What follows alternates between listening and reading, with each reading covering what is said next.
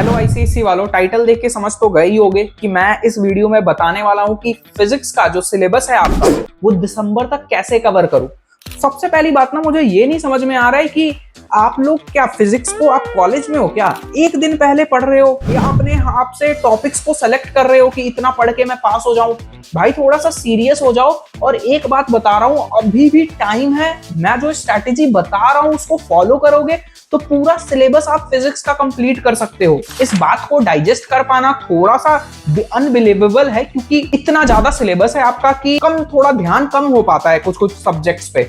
लेकिन फिजिक्स को वो सब्जेक्ट मत बनाओ कि जहां पे आपका ध्यान कम हो, क्योंकि ना फिर आपके मार्क्स ऐसे आएंगे कि आप वहां पे ध्यान ही नहीं दे पाओगे।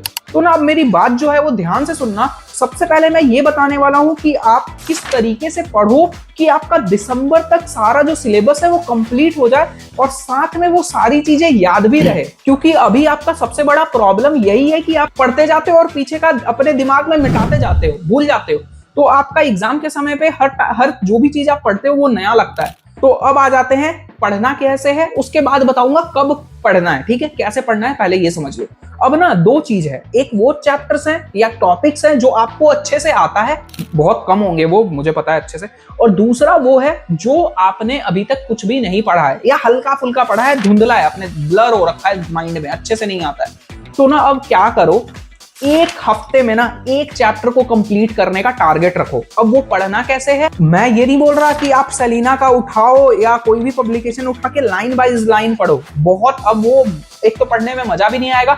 आप कर सकते हो ऐसा तो बहुत बढ़िया बात है, ठीक है, लेकिन मैं सजेस्ट करूंगा वन शॉट वीडियो देखो, एक हाथ में डायरी या अपना जो भी नोटबुक लेके बैठो, नोट्स बनाओ अपना, नोट्स ऐसा जो आपको समझ में आ जाए और मतलब अच्छा नोट्स हो, ठीक है। दूसरी बात, वो चैप्टर्स जिसमें हल्का फुल्का नॉलेज है या टॉपिक्स जिसको आपको हल्का फुल्का आता है।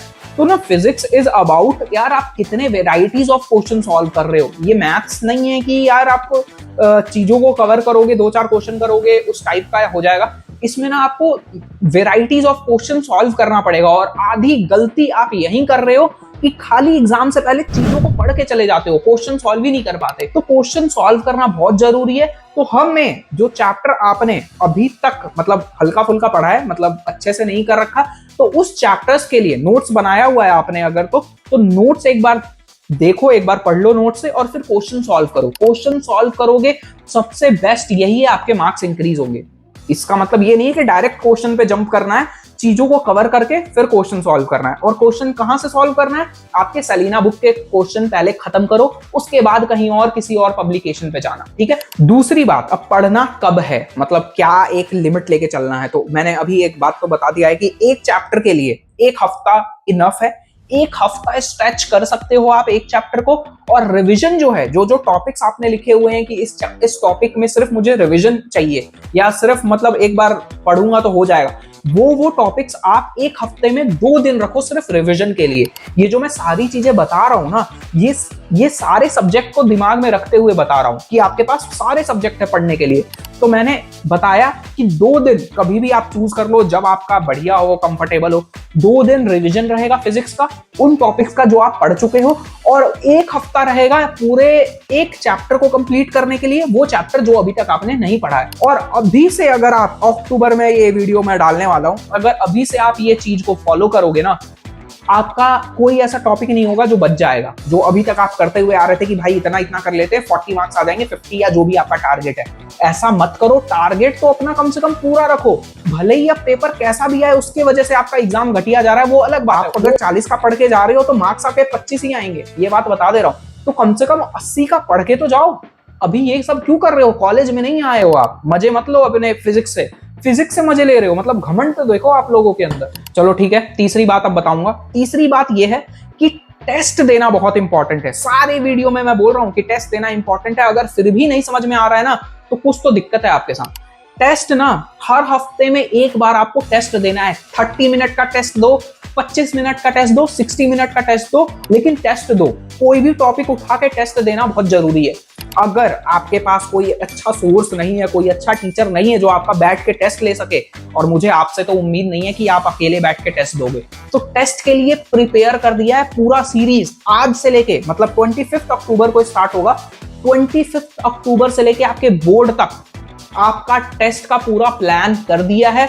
अभी जो है चैप्टर वाइज टेस्ट होंगे, बाद में बंडल्स में टेस्ट होंगे, मतलब कंबाइन करके चैप्टर्स का, और फिर जनवरी से आपका जो टेस्ट होगा वो होगा, मान लो मतलब दिसंबर बाद से जनवरी स्टार्टिंग से पूरे सैंपल पेपर का टेस्ट।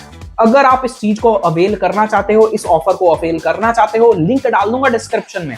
जो आप पेपर दोगे ना, अच्छे से उसको चेक करके आपको बताएंगे कि कहां गलत कर रहे हो, आप पूरा आपको गाइड करेंगे यार कि आप अच्छा करो अपने एग्जाम में, ठीक है। और आखिरी बात, कंसिस्टेंट रहो पढ़ाई से लेके। मेरी बातें दो चार मैं ऊपर नीचे बोल देता हूं, बुरा मत मानना, लेकिन ना मतलब होना पड़ेगा आपके साथ स्ट्रिक्ट। मैं आपको यहाँ पे एंटरटेनमेंट देने नहीं आया। मैं चाहता हूं मेरे चैनल पे सीरियस बच्चे रहें, जो उसको पढ़ना है वही रहे।